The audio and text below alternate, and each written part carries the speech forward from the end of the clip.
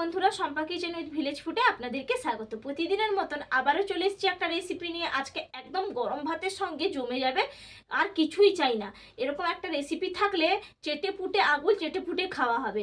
অনেকেই কিন্তু আপনারা মূলো খেতে চান না। আজকের রেসিপিটা তার জন্য, আপনাদের জন্য। যারা মূলো খেতে চান না, অনায়াসে মূলো চেটে পুটে খাবেন। আর মূলোর যে একটা গন্ধ থাকে, সেই গন্ধটা একেবারে থাকবে না। এই জন্য আপনারা অবশ্যই দেখতে থাকুন আমি কি করে রেসিপিটা বানাই। আর যদি আমার রেসিপি ভালো লাগে তাহলে আমার চ্যানেলটা সাবস্ক্রাইব করে রাখবেন, পাশে থাকা বেল আইকনটা প্রেস করে রাখবেন, তাহলে আপনাদের কাছে নোটিফিকেশনটা চলে যাবে, নিত্য নতুন রেসিপিগুলো আপনারা দেখতে পারবেন। আর লাইক দিয়ে ফুল ওয়াচ করে দেখে নেবেন বন্ধুরা, প্লিজ। আর দেখুন, একটা নিয়েছি মূলোটাকে ছাড়িয়ে ভালো করে ধুয়ে পরিষ্কার করে নিয়েছি, আর পুরো ছাড়িয়েও নিয়েছি। আর সঙ্গে নিয়েছি একটা গ্রেটারের সাহায্যে গ্রেট করে নেব।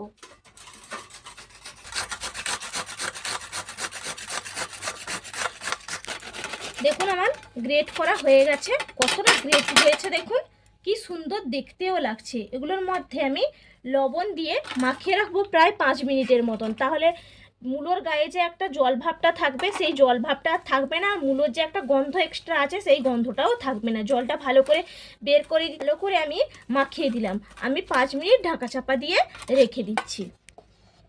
5 মিনিট বাদে আমি ফিরে এলাম। ঢাকা চাপাটা খুলে আমি দেখে নিচ্ছি। দেখুন, মূলোর গা থেকে কতটা জল বেরিয়েছে। এখান থেকে আরও একটু জল আমি চিপে চিপে বের করে দেব। এইভাবে আমি চিপে মূলোর জলটা পুরো বের করে দিচ্ছি, আর প্লেটের মধ্যে তুলে রাখছি। দেখুন, মূলোটা চিপে নিয়েছি, আর দেখুন কতটা জল বেরিয়েছে মূলো থেকে। তা এরকম জলটা চিপে বের করে দেবেন, তাহলে আর মূলোর গন্ধটাও থাকবে না। আর জলটা অবশ্যই বের করে দেবেন। এরপর উনুনটা ধরিয়ে নিচ্ছি। উনুনটা ধরিয়ে নিয়েছি, কড়াইটাও চাপিয়ে দিয়েছি। কড়াইয়ের মধ্যে দিয়ে দিচ্ছি সরষের তেল। তেলটা গরম হয়ে গেছে। মূলো থেকে যে জল চিপে মূলোটা তুলে রাখলাম, এই মূলোটা তেলের মধ্যে দিয়ে দিচ্ছি। দিয়ে ভালো করে একটু নাড়িয়ে নেব। দেখুন, মূলোটা ভালো করে নাড়িয়ে নিয়েছি তেলের সঙ্গে। এরপর আমি তুলে নিচ্ছি।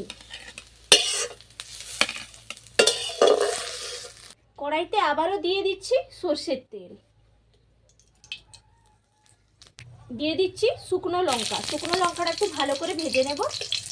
ভাজার মধ্যে দিয়ে দেব একটু লবণ, তাহলে লঙ্কাটা একদম নরম হবে না, আর নেতিও যাবে না, কড়কড়ে থাকবে।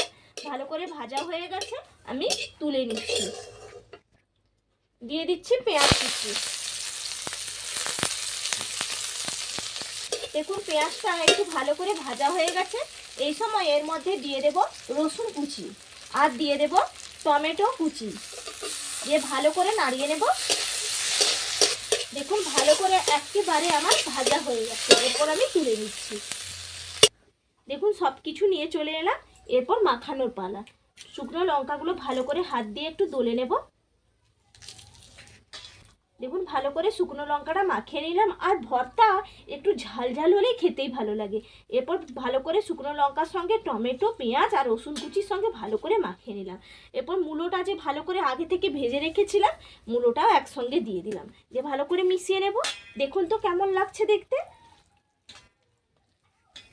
দেখুন, ভালো করে মাখানো হয়ে গেছে। এরপর আমি এর মধ্যে দিয়ে দেব ধনেপাতা কুচিটা দিয়ে দিলাম, আর দিয়ে দেব কাঁচা লঙ্কা। দিয়ে ভালো করে মাখিয়ে নেব। দেখুন, আর আলাদা করে কিন্তু সরষের তেল দেওয়ার দরকার নেই, কারণ সব কিছুই তো ভেজে নিয়েছি। আর দিয়ে দিচ্ছি পরিমাণ অনুযায়ী একটু লবণ, কারণ মাখানোর সময় লবণ দিয়েছিলাম। এই জন্য আপনারা পরিমাণ অনুযায়ী লবণটা কিন্তু দিয়ে দেবেন। একদম কিন্তু দেখুন, হাতে সময় কম, এইরকম ভর্তা থাকলে গরম ভাতের সঙ্গে আর কিছুই চাই না। দেখুন তো কেমন হয়েছে। আপনারা অবশ্যই কমেন্ট করে জানাবেন যে কেমন হয়েছে। একেবারে রেডি, আমি গরম ভাতের সঙ্গে খাবো।